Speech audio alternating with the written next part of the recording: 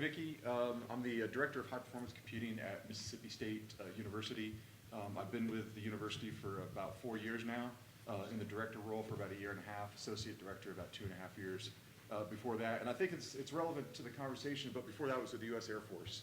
And I was doing cybersecurity, so I'm kind of new to the HPC realm. And actually before cybersecurity, 5 years before that, I was actually doing aviation most of the time. So I kind of see it as an advantage sometimes, as I'm sometimes the stupidest guy in the room. But what advantage that gives me is that I've got to read everything, and I got to look at all the documents, and I haven't been ingrained with things that have happened in the last 30 years. So one other introduction I want to do is Heath Peoples, who's sitting back here. He's our lead storage manager at Mississippi State as well. So if we get super technical, he'll answer those questions. All right, so because I'm that guy, I got to scroll through the slides. All right, so the first thing I'll tell you about a little bit of history. I think when people hear about Mississippi, the last thing you think about is supercomputing, right? And high performance computing. But we actually have a 35-year history of, and actually this room may be the exception, but there's a lot of people when you're talking about Mississippi, they don't expect that, right? So we started off in 1990 as an engineering research center as an NSF, National Science Foundation grant. That was an 11-year program. 48 schools applied, 3 schools were selected. So it's really kind of a vector-changing event for Starkville and Mississippi State University. After 11 years, that program had completed, and the funding had kind of stopped. But we had established a good foundation, and we actually changed it from the Engineering Research Center, ERC, to the High Performance Computing Collaboratory. And that was a focus of multidisciplinary, interdisciplinary studies and research focused on computational research. So everybody knows here, like, no research project now is like a chemistry project or a mechanical engineering project. It is a multidisciplinary, interdisciplinary effort. So that's where the High Performance Computing Collaboratory kind of came from. And then right now, we're really excited about the newest data center that we have under construction. It was a $50 million state-funded effort. It's 10,000 square feet of data hall space. It's got 14-foot raised floors. We toured NCAR. We toured Lawrence Livermore National Laboratories to try to take some of the best in breed practices out there and recreate that in Starkville, Mississippi. 10,000 square feet doesn't mean a whole lot if you don't have power. It's going to be a 20 megawatt facility. We currently have the first 750-ton chiller showing up to that location as well. So pretty excited about that. Not necessarily world class or world leading. There's definitely bigger data centers out there, but we're definitely in the competition there. I put this picture over here because that's a Super M Spark. I think some folks here in the room may remember that, have worked with it. If you come by our booth, 1131, we actually brought that with us this year. So we've got our little Jackal car, we got a couple of our drones, and we brought the Super M Spark. So if you want to come pet one and say hi to it and kind of have a little nostalgia, we look forward to having you over there. So what kind of research do we do? I think some research centers have the luxury of being very specific and very focused on a couple of areas. I always tell everybody, as the high performance computing director at Mississippi State University, I'm an inch deep and a mile wide because we do a little bit of everything. So right now, the 7 research centers that we have that all have some focus in computation is these up here, and I'll just briefly give kind of a description of each one. So we have the Assure Center. That is actually a FAA Center of Excellence for research in drones. So they research ways, methods to integrate uncrewed aircraft into the national airspace for things like life research, life-saving, law enforcement, but also when we click on Amazon, we want it in 30 seconds, right? So they lead about 30 schools, and it's a really great thing. But again, obviously aerospace, all those sorts of studies have computation. We have a Center for Cyber Innovation, a lot of cybersecurity there. We also do publicly available information research. How to find it, how to analyze it, how to add knowledge to it.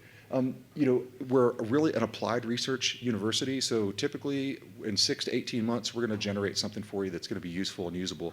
But we still do foundational or fundamental research, and that's our Center for Computational Sciences. So looking at different materials, looking at different biological simulations, but things that might not necessarily be useful for another 10 years or so. We have our Geo Research Institute. We have 2 GIS institutes. The one that I'm talking about here, GRI, really focuses on Mississippi and is funded by Mississippi. So a lot of remote sensing, a lot of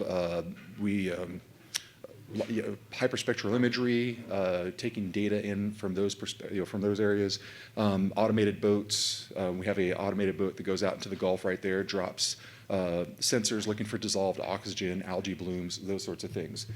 We do have a genomics institute as well. Now that's not going to be human, that's mostly agriculture. You can imagine that as an agricultural school, we're looking at ways to, how do we make agriculture more robust, produce more through this genetic selection against diseases, against drought, and those sorts of things. We also have a NOAA Cooperative Institute that's NGI that really focuses on the study of the Gulf of Mexico. But we also do a lot of weather research and climate research and simulation there, a very intense and computationally intense process of simulating weather. We're really, really proud of that partnership, and I'll tell you why, because we do have two systems that are a result of that partnership, and we have a lot of research there as well. And then we have, finally, our CAVS, Center for Advanced Vehicular Studies. That is definitely our most robust and biggest research institute. They're kind of where we were born a little bit, in the sense that they still have a very heavy computational fluid dynamics research portfolio, which is really where our ERC was kind of born. We do a lot of self-driving cars, which at first doesn't sound super interesting, but ours is really off-road autonomy. So when you come to the booth, you'll see one of our small off-road autonomy vehicles. And off-road autonomy, different from Tesla, is that you're on paved surfaces most of the time. When I go from Kroger to my house, the GPS already knows that's there. Off-road autonomy, going from non-uniform terrain, and also when I say we go from rock B to rock A, that's not well defined. We do a lot of materials research. I'm really excited about this. We have one researcher that's actually using artificial intelligence to predict the performance of various alloys before the alloys are actually ever measured, right, or created. And typically the way you do that is you create this alloy, you take it to the brake lab, they shake it around, hey, how hard is it, when does it melt, when does it bend, all those sorts of things. And that's obviously time consuming and very costly, and that research is really exciting to me. And then finally, another thing they do over there that's really cool is athletic engineering. At first, you're like, oh, great, another SEC school talking about football and basketball and how we make our athletes better. But really, the focus is the industrial athlete. So how do we help, say, law enforcement, EMTs, factory workers, work harder, longer, and less susceptible to injury? So that's just kind of a review of some of the big research that we have there. And as I go along, I'll tell you about some changes that we have coming along, just the way that we were structured. All right, so I kind of talk about our systems here. Just because, well, everybody probably wants to know what we have. So we do have 5 clusters right now, and I told you earlier we've got the 2 NOAA clusters. Right now they're on the top 500 list. We'll find out that Hercules is probably not going to be on the list here soon, or has the list come out already? Hasn't? Not tonight? All right. Yeah. So 72,000 core system, that'll stay on there. The 40,000 core won't. However, we are in the process of doubling the size of that. NOAA wanted to double the size. So next at ISC in Hamburg this year, we'll find out that it's probably about the same spot as Orion, probably somewhere, I don't know, mid 300s, we'll say. And as we all know, right, HPL is not the end all be all. We also have a partnership with USDA with a system they have there. That's an interesting system in the sense that they have put a lot of CPUs on there, but recently we're making some purchases of GPUs, looking at L40Ss and some A100s. And these last 2 systems are kind of new. Those research centers that I mentioned earlier, they're the ones that previously all had access to HPC at Mississippi State University. But as we all know, HPC it's not as niche as it used to be, right? There's a lot of researchers that can benefit from it. So we've stood up these 2 new systems that are going to be broadly available to the campus through various ways, through funding, through free, and it's also going to be available to classes. In last semester, we had 5 academic classes, undergraduate classes, take advantage of this system. So I'm real big on workforce development, so I'm really, really excited to know that we're going to have undergraduate students that are not going to just be introduced to the idea of parallel computing, but will actually be able to practice it. The Ptolemy system is the one that we're primarily using for our academic instruction. It's 8-way boxes of A100s, and each box has 2 64-core AMDs. So what we find there is that the classes can do both CPU and GPU calculations and assignments there.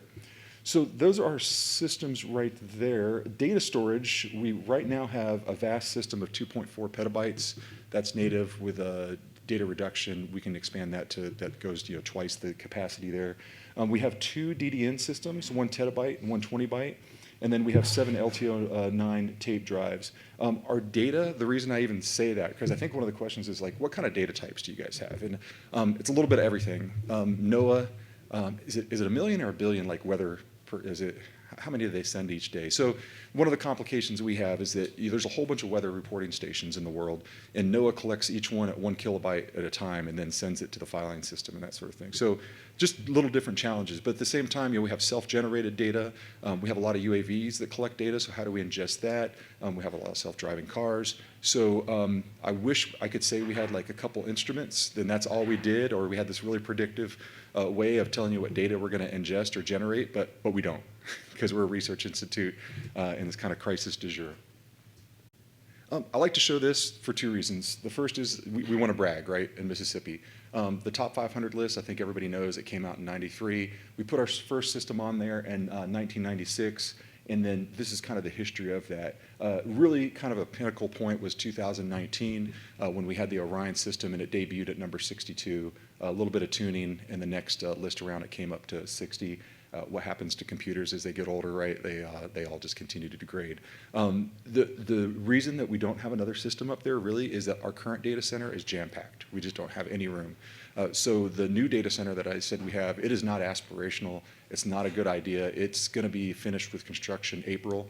And to be honest, the brick and mortar is done. We could probably go in there right now. The hard thing is electrical switches and cooling and chillers. So I think it was an 85-week lead time when we made that chiller purchase. It was insane. So once that is established, again, April of this year, we're going to start working. I'm sorry, April of this year. April of the next year. It almost feels like next year, right? It's SC. Thanksgiving's next week. School closes down. If you're an academic, that's how the calendar works now. It's pretty nice. So April of next year is when we expect completion of that facility there, and hopefully looking at another large system. All right. So Versity, right? So we're about halfway through, so we'll get to the Versity portion of this. So what are we using Versity for right now? Primarily, we're really using it for disaster recovery. For our own systems, we have a Versity system. It's a 40 terabyte cache, and that writes to 2 geographically separated locations. One that's in Starkville, and then one that's down at the Stennis Space Center where we have a small data center. And again, that's that diversity right there. So not a super interesting use of it right now, but I think we've got more coming, and I'll tell about that. We also have USDA disaster recovery. So USDA has a 2 petabyte cache outside of Starkville, and then they write to 2 tapes on our LTO9 tape drives in Starkville. 1 copy stays in the drive, 1 copy we go put it in a shoebox, but we tell USDA it's a really good safe. No, I'm just kidding. It's a safe, secure, controlled location, of course. So future-looking projects that I think are interesting. We're looking to upgrade to ScoutAM. Part of that is for really the vast majority of that is really load balancing right now and having to avoid manual switching from one server to another for various outages. And then the other thing too, again, just the availability. Earlier this year, so the university repositories, so not sure everybody's kind of history or interaction with academia. There's a lot more requirement from NSF to store and make publicly available data from your researchers, right? So universities have to think about more of that. And we have a repository at the university, but we're really partnering with our library, who has these great data curation skills that maybe we don't necessarily have. We have great storage management skills, but that doesn't mean we do the curation or the metadata. So we're really trying to partner with them to make that data more knowledgeable and more useful. We got a CC STAR grant. That's an NSF cyber infrastructure grant, and it's a planning grant. It was $100,000, not a huge amount, but that gave us a year to really develop a cyber infrastructure plan. And that data that we collect, we're able to work with researchers. We're hoping to meet with about 100 researchers at Mississippi State University to really refine what they need from research compute, but also research storage. That will allow us to put together another proposal that we're hoping that could, it's in the $1.4 to $2.1 million range of getting hardware, but that would be focusing on getting an institutional repository. In order to maximize the amount of storage that we can get there, we obviously would be looking to use that really as an HSM, right? Looking at some, a lot of these researchers, they're going to put the data on there. It's going to sit there for a long, long time, and no one's ever going to touch it. So how do we maximize to make sure that we can have enough storage and enough data, but also have the data that we use very often be upfront and available to our users? The other thing that kind of is interesting is we do have a university television station, and I forgot do you remember the capacity, Heath, how much they were storing each day? I don't know. It was a bunch, but the university television station and some other entities on campus have come to us and said, hey, can you help us with our backup? How do we do disaster recovery? How do we do, again, hierarchical storage as well? So we're looking at possibly maybe partnering with them and providing that as a service to the rest of the university, some other entities on campus. And we see Versity, of course, playing a very large portion of that and upgrading to the ScoutAM and the other functions that would be available in that. And again, we don't do a lot of cloud right now, but I think it's unavoidable to not be in the cloud. Obviously, that's a function that would be very, very attractive there.